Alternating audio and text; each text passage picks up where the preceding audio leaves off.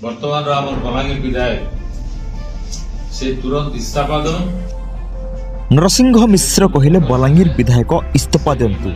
बलांगीर रे एबे आईन श्रृंखला परिस्थिति बहुत खराब। आपण निर्वाचन पूर्व कौन कहते भूली गले कि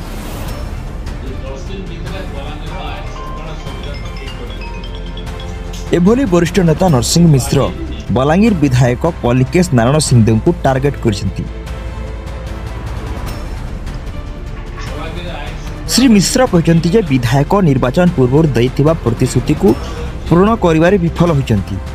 विशेषकर बलांगीर रे अपराध आईन श्रृंखला परिस्थिति बहुत दिन को दिन खराब होबार लागिछि बा बिगड़ीबार लागिछि, जहाको नियंत्रण करिवारे विधायक संपूर्ण भावे विफल होइछंती।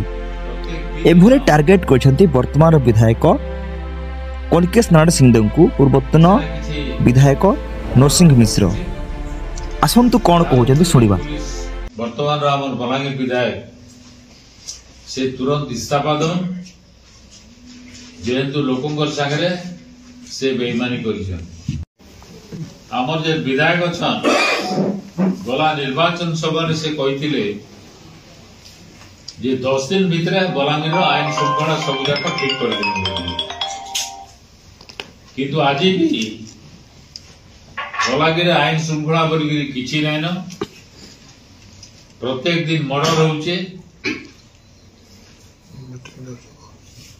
कफ सिरप प्रचुर परिमाण रे बेआईन भाव में बिक्री होचे। अन्य मादक द्रव्य मान लोग माने खाई करी प्रत्येक दिन किसी ना किसी अघटन घटुचे। तार उपरे भी पुलिस संपूर्ण भाव में नीरव है। तो बलांगीर में शांति प्रतिष्ठा करवार लगी तुरंत पुलिस पदक्षेप दो एवं जेन विधायक ताका प्रतिश्रुति बलांगीर लोक को देइथिले से प्रतिश्रुति हाराहारी 1.5 वर्ष से गले भी रक्षा नहीं कर पारबा, बरं धीरे धीरे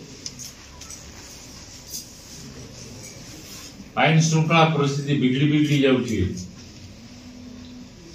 सेथिर लगी से इस्तीफा देवार कथा।